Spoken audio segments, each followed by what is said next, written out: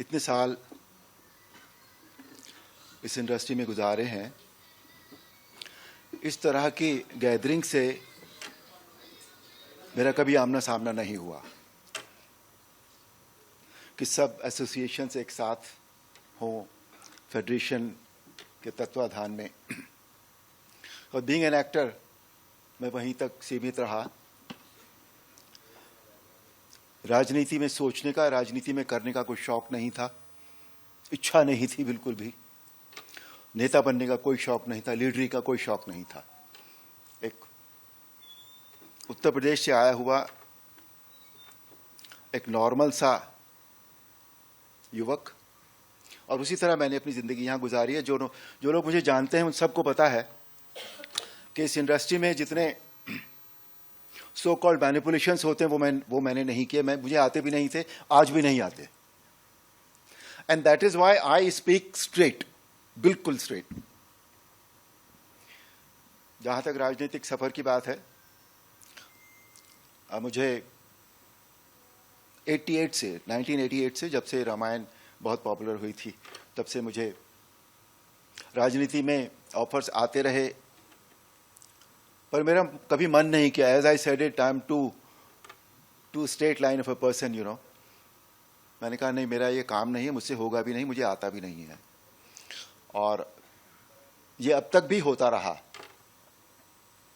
फिर एक दिन, आज 23 तारीख है, 22 जनवरी पिछले साल की, रामलला के मंदिर में बैठे हुए थे हम, जब उनका अभिषेक होने वाला था उस दिन। और उस दिन मेरे मन में एक थॉट आया कि इस देश में या समाज में हमने आध्यात्मिक और धार्मिक सेवा तो रामायण के थ्रू काफी की है, हुई है, लेकिन कभी 1 to 1 जिसे हम जन सेवा कहते हैं डायरेक्टली, वो कभी नहीं हुआ। ये थॉट इधर से आया और इधर से निकल गया। और उसके कुछ दिन बाद मुझे एक फोन आया कि हम ऐसा सोचते हैं कि आपको हम मेरठ से आप हमारे लिए चुनाव लड़ें, तो what do you think of it. और वो व्यक्ति जो बरसों से मना करता रहा, उसने एक पल भी नहीं लिया ये कहने में कि it's okay, I will do it. तो मैं आपको यहाँ ये बताना चाहता हूँ कि पहली बात तो ये कि समय अपने आप में इतना ज़्यादा बलवान होता है कि जो जब होना होता है वो होकर तो रहता है, लेकिन इसका मतलब ये भी नहीं होता कि हम अपना कर्म ना करें, हमें कर्म तो करना होता है। तो ये है कहानी मेरे राजनीति में आने की। और यहाँ आने के बाद जब मुझे सबसे पहला मौका मिला कि मैं कुछ बोल पाऊँ, तो मैंने जो पहला मुद्दा पार्लियामेंट में उठाया था वो ये था कि जो हमारा OTT प्लेटफॉर्म पे जो हम देखते हैं, उसमें बहुत सारी चीज़ें ऐसी होती हैं जो हम फैमिली व्यूइंग नहीं कर सकते। सबसे पहला मुद्दा मेरा वो था। और ये जो मुद्दे उठाने का भी जो उनका प्रोसेस है, वो ये है कि हमें जो हम कहना चाहते हैं वो हमें अपलोड करना होता है वहाँ, और उसके बाद एक लॉटरी निकलती है वहाँ। मैंने जब इंडस्ट्री का मुद्दा उठाया और उस दिन मेरी लॉटरी लग गई और मैं बोल पाया। इस इंडस्ट्री में मैंने वाकई, as everybody knows it, as everybody said it, जो हो रहा है, जो होता आया है आज तक, वो किसी भी दृष्टि से छोटे हमारे कलाकारों के लिए, हमारे जो सभी लोग काम करने वाले हैं, उनके लिए कभी भी हालात अच्छे नहीं रहे। बहुत ख़राब हालात रहे हैं शुरू से। जितना एक्सप्लॉइट उनको किया जा सकता है उतना किया जाता रहा है। इसको लेकर कई बार मुझे याद है बहुत बड़ी बड़ी लंबी लंबी स्ट्राइक्स भी हुई थी। एक बार फाइटर्स ने स्ट्राइक की थी, बहुत बड़ी लंबी स्ट्राइक चली थी। वो ये सब होता रहा है। तो मैंने जब वो मुद्दा उठाया और उसका रिजल्ट जो है वो आज पहला कदम हमारे सामने है। तो जब वो मुद्दा उठा तो मुझे INB मिनिस्टर ने बुलाया कि आपने ये मुद्दा उठाया है और हम इसके लिए एक कमेटी बनाना चाहते हैं जो इन सारी चीज़ों को देखेगी और इनकी जांच करेगी, और जो भी हो सकता है वो हम करेंगे, और इसमें हम लेबर मिनिस्ट्री को भी इन्वॉल्व करेंगे। आई सेड फाइन, चलो कुछ तो हो, कहीं कुछ तो हिल रहा है, मतलब मूवमेंट हो रहा है सिस्टम में।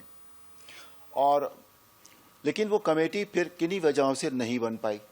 But in the meantime मैं जब भी लेबर मिनिस्टर से मिलता रहा, हमारे आदरणीय श्री मनसुख मांडविया जी से, मैंने हमेशा कहा कि सर वो एक कमेटी बननी थी, वो नहीं बनी, आईएनबी ने भी नहीं बनाई और आपके यहाँ से भी नहीं बनी है वो कमेटी।